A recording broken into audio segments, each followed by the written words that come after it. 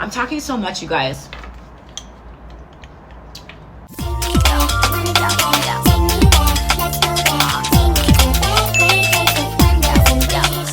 What's your poppin'? I am back with another video and I'm super duper so freaking excited today, you guys. I'm bringing back something that I've loved doing and have always done throughout my channel and my time being on YouTube. Really happy that I could bring back today a version of Question Time with Chatty, Question Time with Chatterbox Ashante, Question Time with Ashante. These are all some of the names that I had of my Question Time series, and today we're going to be calling it Questions with Muva. Today I have some questions for you guys. Before I get into questions, I have a little story time on getting hacked on Instagram. So let's get into the video. Make sure you like, subscribe, share, comment, everything in this video. Join the Chatty gang by hitting the subscription button down below and turn notifications on. Let's get into the video.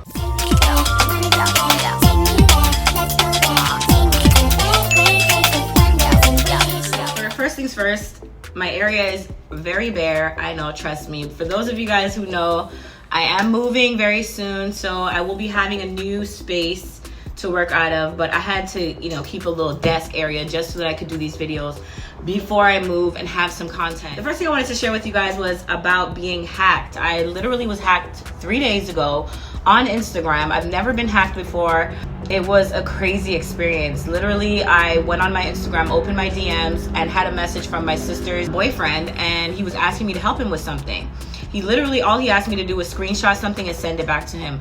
My naive dumbass actually did it, okay? Literally, once I sent it back, my account was gone. This person is making Bitcoin story times on my account, sending DMs to every person in my account, just telling them about deals, you can make $500,000, you can make 50,000. I don't even remember what it was, but basically, and then blocked all the people that were kind of like questioning it. It was just crazy. I had to basically, I was really just disappointed in myself for being stupid and falling for this, because I felt like I know like the clues and the cues. I just didn't know the screenshot could do it. I know like clicking links is usually the way that they scam you. Like if you click the link, whatever, something will happen, they take over your system. But I was just really mad at myself because I haven't used Instagram for a while, and Instagram is just becoming one of those apps that I'm not excited about. So I wasn't, and it's not linked to my YouTube. I have all different emails for different things because I'm worried about being hacked. I was just really disappointed that happened to me. How I got it back, y'all, was I basically had to send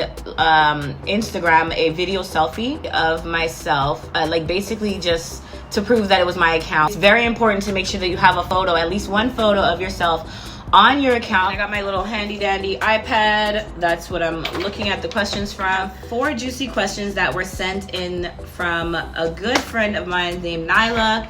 Shouts out to you, girl. These are going to be questions for the parents, okay? I don't like to also just say for the parents anymore. I don't like to segregate or you know, group people together and leave people out. This is going to be for anybody who has interest in parenting or, you know, topics with having to do with parenting, okay? So the first question is, my 7 and 8-year-old kids want cell phones. My worries have increased around this subject. I see how it can be used for safety, but I also see how it can be an open door for predators to infiltrate my kids' minds and our household. What age is appropriate for cell phones? How do I find the right parenting guidance for permissions, limits, etc. on the phone, as well as how do I decide what rules to set for my home for the phones, in my home for the phones? What are the best phones for kids? Not too expensive since they're liable to lose them. Also, I have 4 kiddos. Is this where I start to really have no more leftover money because 4 added phone lines are coming to my future bill? LOL. Any advice? Ooh, this is a loaded ass question, okay? So let's get into the first part of this question. Her 7 and 8-year-old kids are who she's talking about. Those are the 2 that want cell phones out of the 4 kids. What age is appropriate for cell phones is the first question. What age is appropriate for cell phones? I think that's up to each parent in each household. I think it depends on a lot of things. For me, I ended up giving Jada, my daughter is 14. I ended up giving her first cell phone, I think when she was like 8, 9. Yeah, she's back here, so I just asked her. So yeah, around 8 or 9 years old, and that was more for safety. I just felt like she was mature enough and to be able to communicate with family members, and for me to be able to check in with her and stuff like that. If she was with a family member, maybe she was hanging out with my sisters, it was nice to know that she had her phone, that I could personally message her and not have to go through my sisters and things like that. So I think the age depends on the parent, the family, and you know how they feel about that. Okay, so the second part of the question is, you guys can also comment down below your thoughts and your opinions. Other parents or other people who have opinions on this topic can join in, please, and share your advice with this mommy, because you know I'm not always right. Okay, so the second part of the question is, how do you find the right parenting guidance for permissions, limits, etc. on the phone, as well as how do I decide rules for my home? You can use Google. It depends on the phone. I guess each one will come in different settings, but there are different parental controls for each app specifically.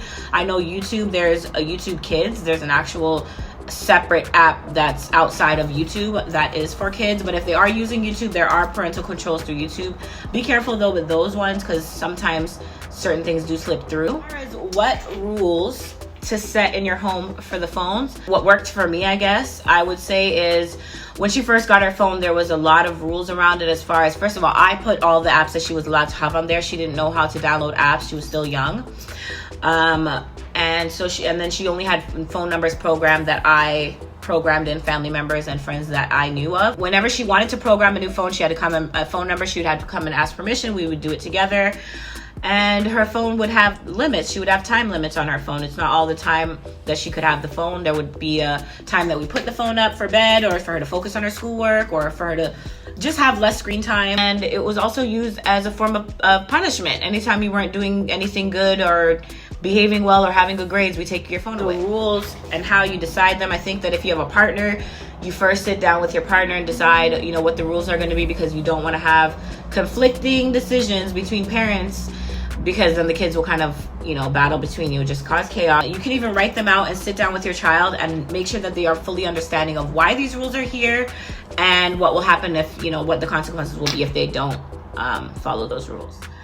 So the next part of the question is, what are the best phones for kids, not too expensive since they're liable to lose them? The phones that I think is best, that's a good one. I think there's a lot of refurbished phones. I would get Jada got her first phone was one of my older phones that I had. I think getting them a refurbished phone, so a used phone, already used phone, for their first few phones, to teach them responsibility, consequences, and all that type of stuff is probably the best. You can go to a pawn shop. You can go to a lot of those, like, I don't know what they're called, but those like secondhand stores where they have like the legit stuff. Make sure it's legit. Don't get scammed out here, you guys. Or buy like an older phone, like an iPhone 7 or an iPhone 8, you know, something a little older, or just something that's just less expensive, obviously, that you can easily replace if need to. But make sure that you do have that conversation about responsibility and, you know, how much this costs, and just that this is one of the biggest responsibilities that they're going to have for the first time. We're on the final question here. The final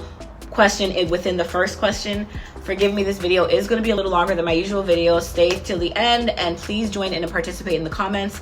I would love to hear all of your opinions and your thoughts and what you guys would answer with these, because I know that there's so many different perspectives and different ways to answer these questions. So please add yours in. The final part of this question is, I have 4 kiddos. Is this where I start to really have no more money left because 4 added phone lines are coming to my future bill? LOL. Any advice? The only thing I agree. I know, man, times are hard out here. Trust me. Even just adding Jada's phone, I was just like, another $50. Like, so the only thing that I could really say about that is give the phones. Okay. Make sure that you're getting the cheapest plan that they have, number one. If there's a way to do like a family plan or something where you guys can all be on one together and get a cheaper rate, do that. I don't know. I think I need you guys' help with this one. Comment down below. And just making sure that you're giving phones to the children that are going to be responsible, going to use it, and making sure that there's not a waste. There's actually a reason for you wanting to give them the phone. I don't think I don't think it's smart to be paying a phone bill for a child that doesn't need a phone bill and you can't really afford it. There's other ways that you can, you know, still kind of balance it and give the child some type of feeling that they do have that, because when they have the Wi-Fi, iPhone to iPhone can message for free. So when they're in Wi-Fi, they can actually use text message. There's a lot of free text message apps and things like that, and phone call apps. So they can use those for free, and that way you're kind of saving. So that's just to kind of elaborate more on that final question.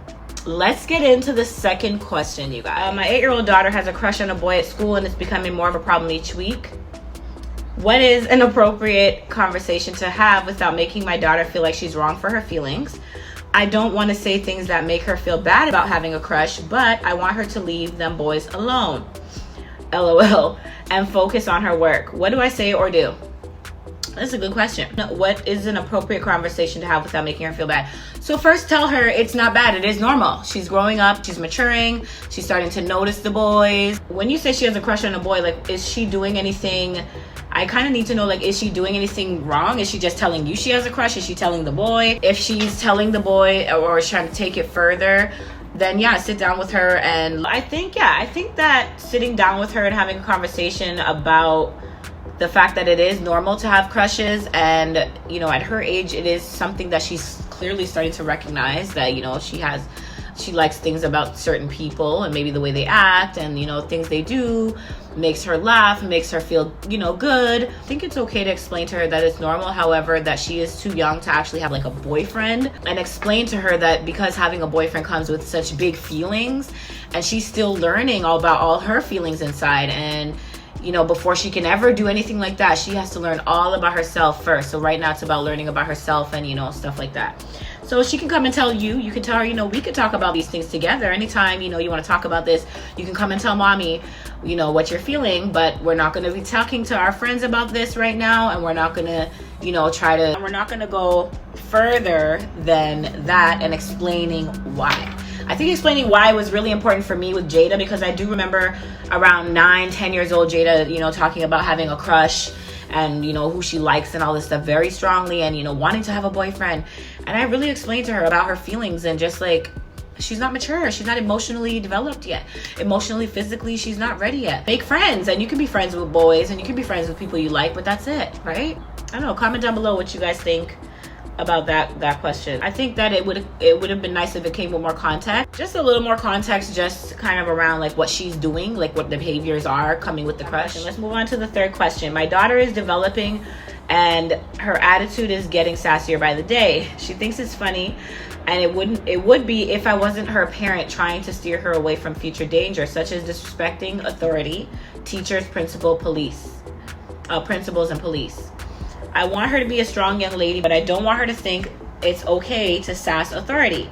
What's the best approach to this? Is this the same 8-year-old? I would assume it's the 8-year-old. Either way, let's just talk about it. She's probably just doing her testing of you. She's clearly getting mature, and she's testing, and you just have to kind of like start taking things away that matter to her when she is doing those things and is having the behaviors that you don't agree with and you don't like, because we all know at this age they all have something they really love, whether it's their iPad, their computers, their games, their books, whatever they really enjoy. That's the thing that you take from them when they are not performing the way that they should. And I think that has worked the best for me. For Jada, like especially around this age, there was some times where she was pretty sassy and stuff, and I had to like let her know that I let her know that how it makes people feel, because I let her know that when she used to do it to me, it used to hurt my damn feelings, and it was what made me upset with her, because I didn't appreciate. That's disrespect. You don't talk to mommy like that. Why are you having an attitude? Why are you talking back?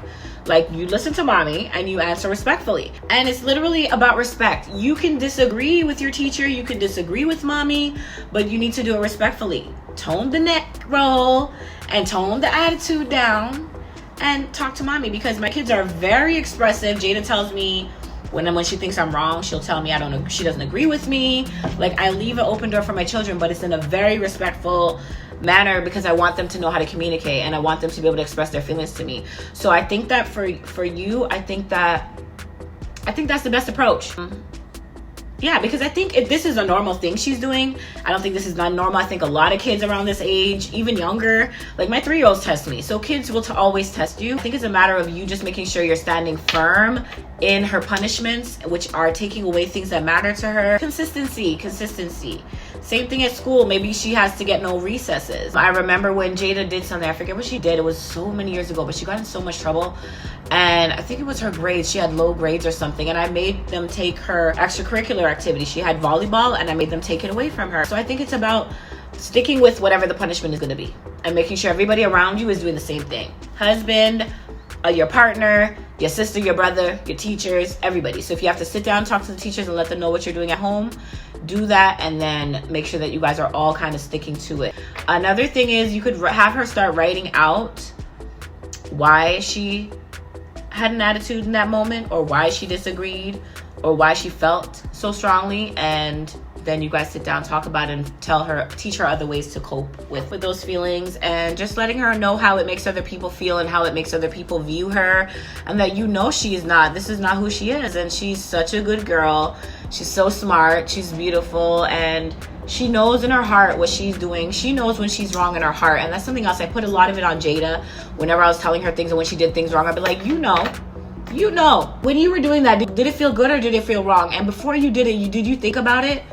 You need to start thinking about your actions and your whatever your responses are going to be before you do them, because you're going to get yourself in trouble. And I think that that's kind of the route I would take. Fourth and final question, y'all. Join in and send me some questions. I'm talking so much, you guys. So the fourth question is, one of my kids' friends asked if my kids, who are 7 and 8, could go on a week-long overnight camp in Los Angeles, Hollywood Hills, someplace. What? I know nothing about the camp, and I'm like, black parents do this in this day and age? Am I being too strict, not wanting my young, impressionable girls out of my sight for a whole week to camp in some hills I know nothing about? Oh, the camp is like $600 per child. Should I say no, like forever, never, ever? Or should I say maybe later one day? This question has a lot going on. So 7 and 8 years old, no. Definitely not sending my child to one of your kids' friends' parents. Do you know the parents? Because that's already I'm already on high alert. I'm not sending my kid nowhere so that they can be trafficked. Like, what? A camp? Where? Hollywood? I don't really have nothing else to say about this question, but hell no. Never. I think you already knew this when you asked this question. You knew, girl. You knew. Yeah, it's not going to work out right now that they're not going to be able to go to that camp, but maybe look for something else in your city that you could take them to kind of replace it. Based off my personal experiences, I don't really trust camps and overnight type things, especially with kids this young or children this young, whether girls or boys. I just personally do not trust all that stuff, but I think that there's other ways that you could get over this. Like if your kids are upset that they're not going, they'll be fine. Okay, you better take them to a trampoline pad, a water park. Take them somewhere else and kind of use that as a makeup for not going, and explain to them some of the dangers and horrors of going away and being away from your mom in a camp somewhere. I don't really want to scare them, but you could explain that you don't know enough about this camp to allow them to go there, and maybe you'll look into it for next year, but you still can't say yes. You're going to do some research and you will let them know for next year, but for this year, since they can't go, we'll do something else. Okay, and this is what we're going to do, and let's get into that planning and focus our energy on that. But I would definitely say hell no, not $600 per child to go send your children to get experiences that they never asked for, or have things happening to them, come back traumatized. Even if the trip does go well, it's just too risky. You don't know what can happen during those times, and we've heard too many stories. We've watched too much crimes movies and videos and documentaries to know that it ain't safe in these streets for our babies. Okay, so do not send your babies. Keep them right up under them bosoms for as long as you can, girl. Okay, so we are officially done with the questions for today. Okay, y'all, so that was the end. I hope you really enjoyed the first episode back. I'm not even gonna label them episodes because I'm not about to keep up with the episode thing, but if this is the first time that you joined me, my actual name is Ashante, aka ChattyMuva, aka I talk too damn much. Make sure you join the Tubi gang and the Chatty gang by hitting that subscription down below. Make sure you turn the notifications on and send me some topics, send me some questions, and let's keep these going, you guys. And make sure you like, subscribe, share, comment, everything in this video. Until the next video, deuces, peace, bye.